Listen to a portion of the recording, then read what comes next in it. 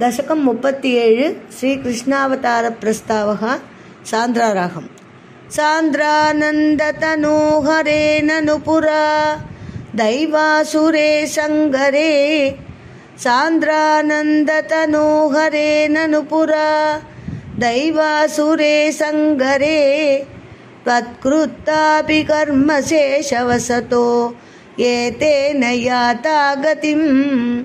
त्वत्कृतापि कर्मशेषवसतो ये तेन याता गतिं तेषां भूतलजन्मनां दितिभुवां भारेण दूरार्दिता तेषां भूतलजन्मनां दितिभुवां भारेण दूरार्दिता भूमिः प्राप विरिञ्चमाश्रितपदं देवैः पुरैवागतैः भूमिः प्राप विरिञ्चमाश्रितपदं देवैः पुरैवागतैः सान्द्रानन्दतनोहरे ननुपुरा दैवासुरे संगरे त्वत्कृतापि कर्मशेषवसतो येथेन याथा गतिं तेषां भूतलजन्मनां दितिभुवां भारेण दूरार्दिता भूमिः प्राप विरिञ्चमाश्रितपदं देवैः पुरैवागतैः हा हा दुर्जनभूरिभारमतितां पातो निदौ पातुकां हा हा दुर्जनभूरिभारमतितां पातो निदौ पातुकां एतां पालय हन्त मे विवशतां सम्पृच्छ देवानिमान् एतां पालय हन्त मे विवशतां सम्पृच्छ देवानिमान् इत्यादि प्रचुरप्रलापविवशाम् आलोक्य दाता महीम् इत्यादि प्रचुरप्रलापविवशाम् आलोक्य दाता महीम् देवानां वदनानि वीक्ष्य परितो दध्यौ भवन्तं हरे देवानां वदनानि वीक्ष्य परितो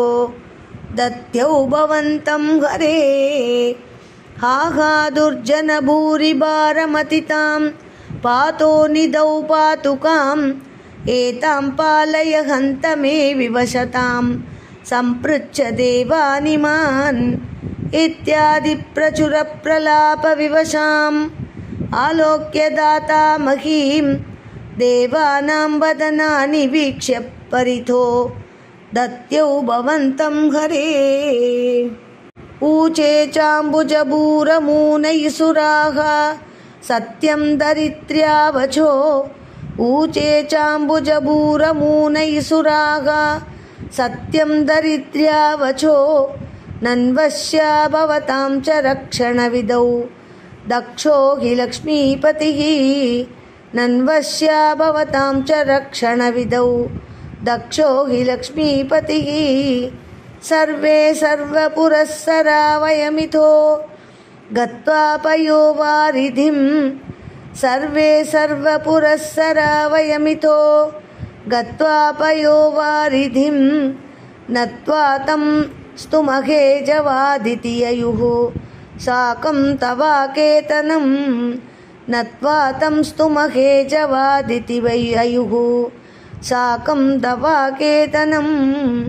ऊचे चाम्बुजपूरमूनैसुराः सत्यं दरिद्र्यावचो नन्वश्या भवतां च रक्षणविदौ दक्षो हि लक्ष्मीपतिः सर्वे सर्वपुरःसरा वयमितो गत्वा पयोवारिधिं नत्वा तं स्तुमहे जवादिति ययुः साकं तवाकेतनम् ते मुग्धा नीलशाली दुग्धजलदेहे तीरं गताः संगताः ते मुग्धा नीलशाली दुग्धजलदेहे तीरं गताः संगताः यावत् त्वत्पदचिन्तनैकमनसः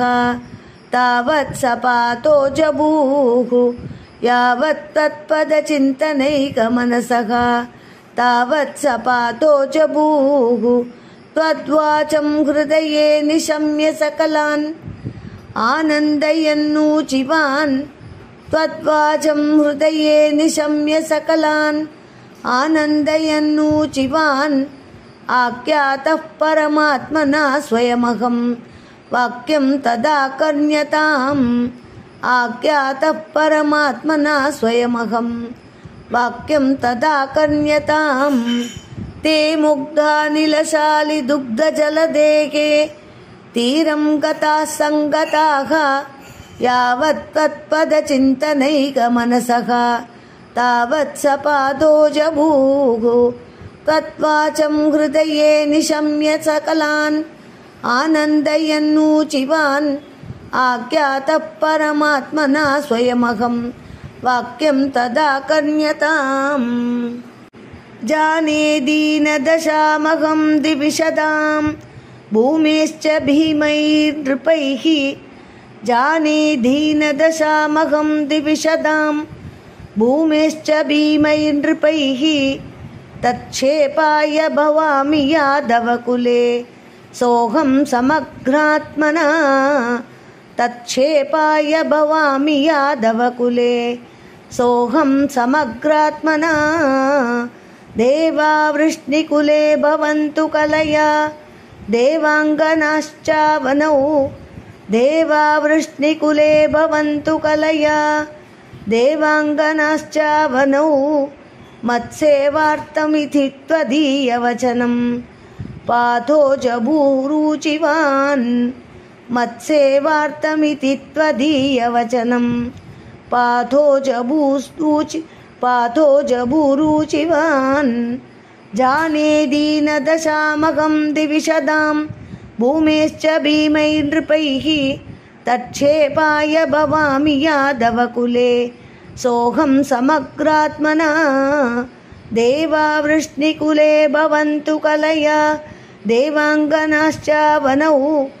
मत्सेवार्थमिति त्वदीयवचनं पातो जभूरुचिवान् श्रुत्वा कर्णरसायनं तव वचो सर्वेषु निर्वापित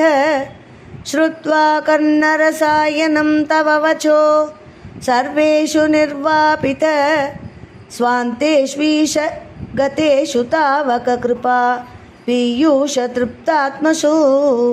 स्वान्तेष्वीश गतेषु तावक कृपा पीयूष तृप्तात्मसु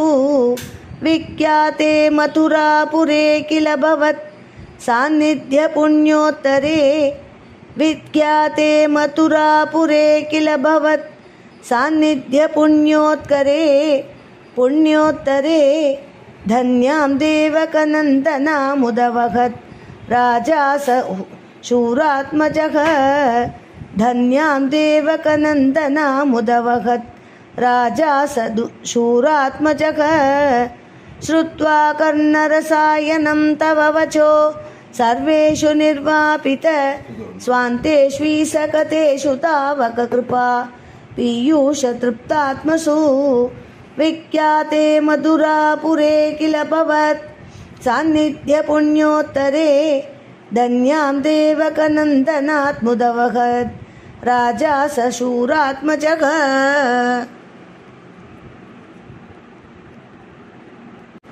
उद्वाहावसितौ तदीयसहजः कंसोत सम्मानयन् उद्वाहावसितौ तदीयसहज कंसोत सम्मानयन् एतौ सूततया गतः पतिरदे व्योमोत्तया त्वद्गिरा एतौ सूततया गतः पतिरथे व्योमोत्तया त्वद्गिरा अस्यात्मामतिदुष्टमष्टमसुतो हन्तेति हन्तेरितो अस्यास्त्वामतिदुष्टमष्टमसुतो हन्तेति हन्तेरितो सन्त्रासात्सतु हन्तुमन्तिकगतां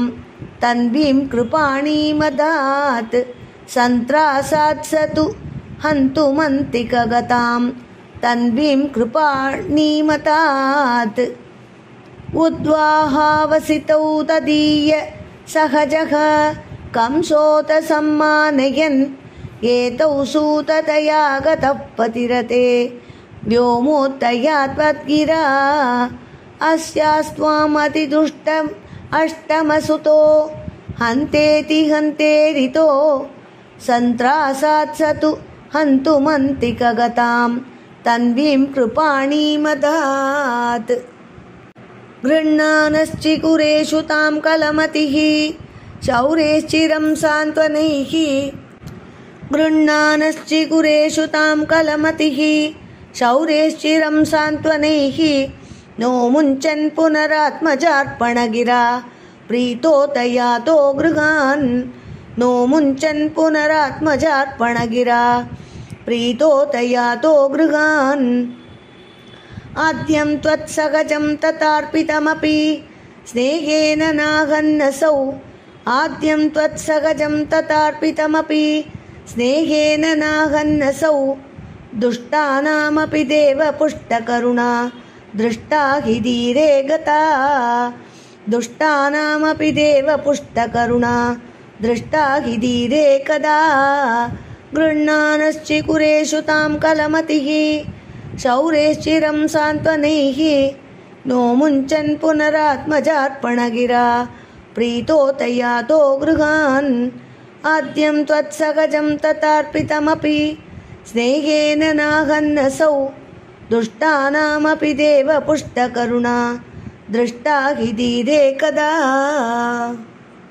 तावत्त्वन्मनसैव नारदमुनिः प्रोचे स भोजेश्वरं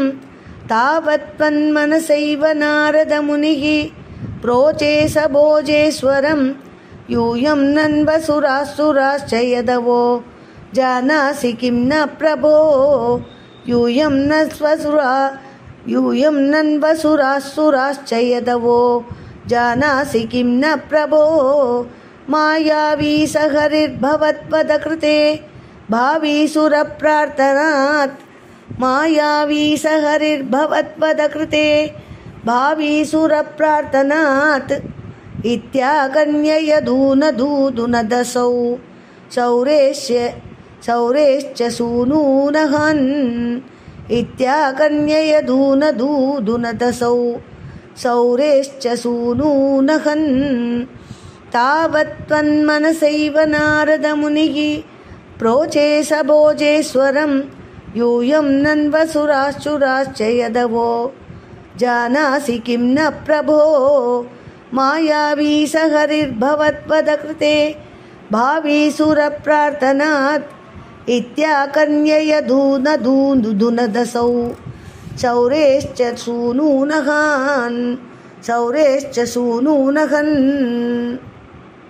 प्राप्ते सप्तमगर्भता महीपतौ त्वत्प्रेरणान्मायया प्राप्ते सप्तमगर्भता महीपतौ त्वत्प्रेरणान्मायया नीते माधवरोगिणीं त्वमपि भोः सच्चित्सुखैकात्मकः नीते माधवरोगिणीं त्वमपि भोः सच्चित्सुखैकात्मकः देवक्या जठरं विवेशितविभो संस्तूयमानः सुरैः देवक्या जठरं विवेशितविभो संस्तूयमानः सुरैः सत्वं कृष्ण विधूय रोगपटलीं भक्तिं परां देहि मे सत्वं कृष्ण विधूय रोगपटलीं भक्तिं परां देहि मे प्राप्ते सप्तमगर्भता महीपतौ त्वत्प्रेरणान्मायया नीते माधवरोक्षिणीं त्वमपि भोः सच्चित्सुखैकात्मकः देवक्या जठरं विवेशितविभो संस्तूयमानः सुरैः सत्वं कृष्ण विधूय रोगपटलीं भक्तिं परां देहि मे श्रीहरये नमः।